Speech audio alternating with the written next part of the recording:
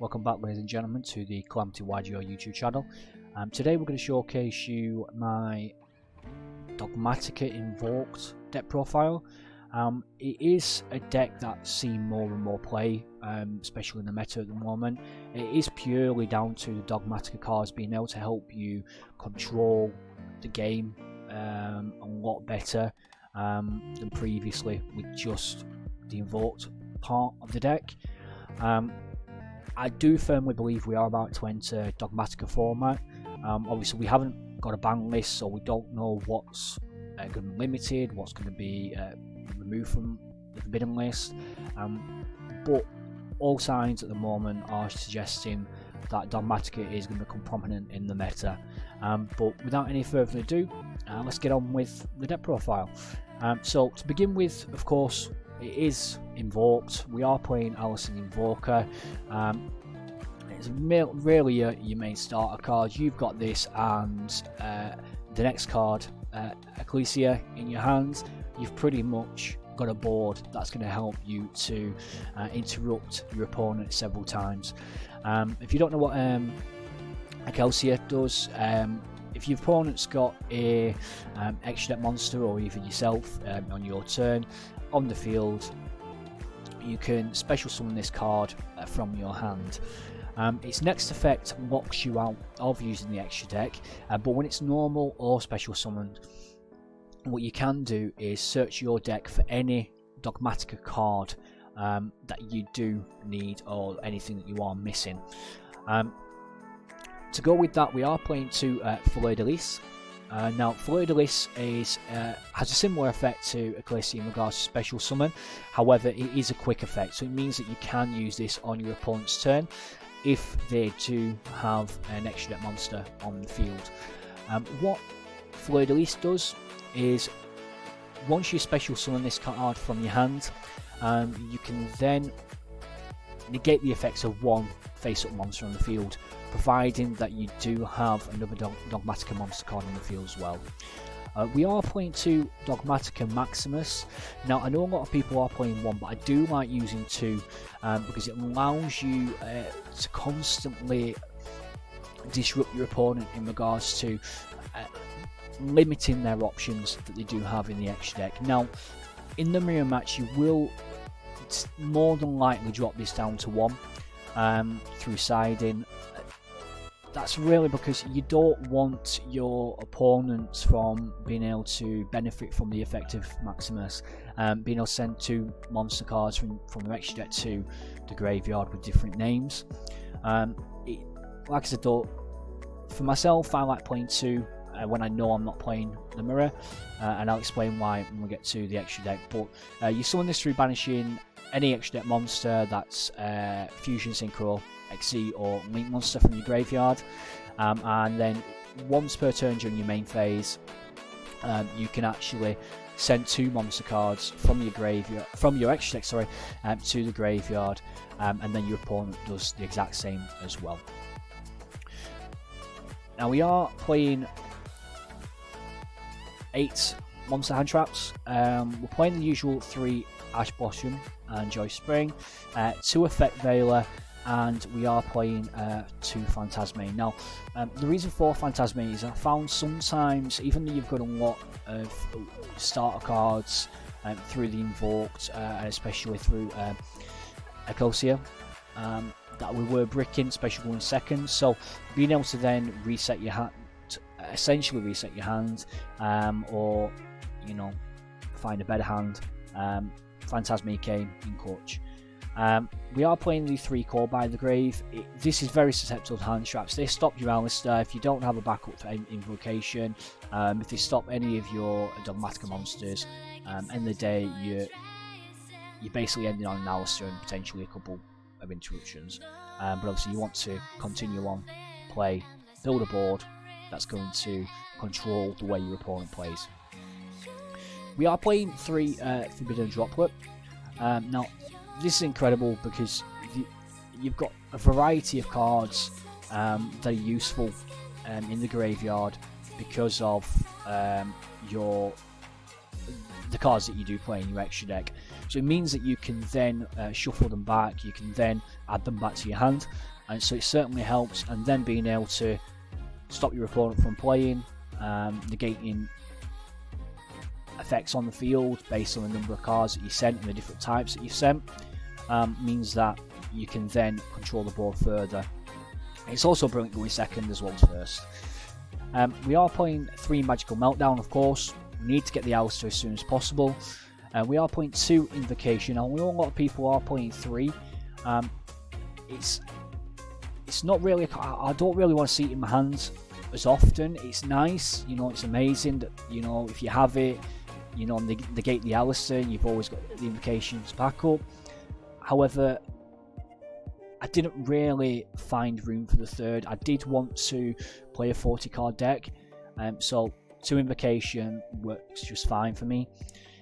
We are playing 2 Nadir Servant. Now, if this had Dogmatika in its name, it would be unreal. However, it doesn't, so we have to bear with that. But what you can do in Nadir Servant, same with the Dogmatika monsters, you send 1 monster from the extra deck to the graveyard. Then you can add a Dogmatika monster or Fallen of the Albaz, which we aren't playing. From your you can add it from your deck to your hand, or you can or graveyard to your hand as well. It has to be with attack less than or equal to the monster sent, but you will see we have some high attack monsters with some amazing effects. So with the Nadir Servant, if you can resolve this as well as an Alistair or a Kelsey, you're in a very strong position. We do play 2 Pot of Desires, drawing cards. We need to draw into our Alistair as quick as possible, or a Meltdown, as well as it can help us to draw into some hand traps as well. I was playing 3, however, I feel 2 is beneficial. I don't want to draw the second one off it. It means that it's no benefit, and the likely thing you're going to do is discard it off Mechaba if you draw it off yourself. We do, of course, play the 1 Terraforming, means that we have 4 Meltdowns in our deck. We are playing 2 Dogmatika Punishment. Punishment is an amazing card. The only downside to it is the Dogmatika monsters, if you use particular effects of theirs, you can't special summon from the extra deck for that turn. Punishment is till the end of your next turn, so it is something that you do need to be wary about. You do need to use this at the right time. If you don't, you've no reoccurrence. But what it does is you target 1 monster your opponent controls, you send a monster with equal or higher attack from your extra deck to the graveyard, then you destroy the monster that you targeted. So it means that you can continue playing, you can find resources through all the Dogmatika cards, through being able to send monsters to the graveyard from your extra deck. You're playing 3 Imperm, you need it. Being able to stop your opponent, especially with in regards to Alistair if you're playing the mirror, or anything that basically any of the starter cards that they may have. And we are playing the Schism. I think nobody knows how to say it, but that's purely so that we can summon Winder from our extra deck. Now, for the extra deck, you will see I haven't put a side, sorry. That is basically down to you and how you want to play the deck. If you do want to see a side, I will go through side cards in a later video for this as this deck progresses and as this deck improves. For the extra deck, we are playing El Shaddai Akmalon. The basic combo with this is you send it off the Nadir Servant, and then you add a Dogmatika monster to your hand, which is normally Ecosia, Validilis, or Dogmatika Maximus. And then what you can do is you add a Shadow card Shadow spell or trap from your deck to your hand, then you discard 1. what you will normally do is discard the Shizen from your hand once you've searched it, and then you can get it back through Construct. Of course, we're playing Winder, self-explanatory.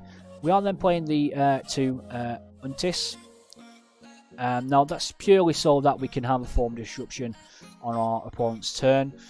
We can send it through the punishment. We can also send it through the Maximus on our turn, so that we can then destroy your opponent's cards. Then we're going to play the Agudis. I can't pronounce it, but love the card. Basically, it's there for FTKs. If you do look for it, you basically banish your Fusion Monster from graveyard, and then you gain attack equal to the banished monster until the end of your turn. So, because we've got quite big extra deck monsters in regards to attack, we can send one, and then we can get rid of those problem monsters. We are, of course, playing the 2 Mechaba. You do need it. You can also use this for the Griddies, just so that you know you can FTK your opponent. Burger Trio, purely for FTKs. We are playing 2 Titaniclad the Ash Dragon.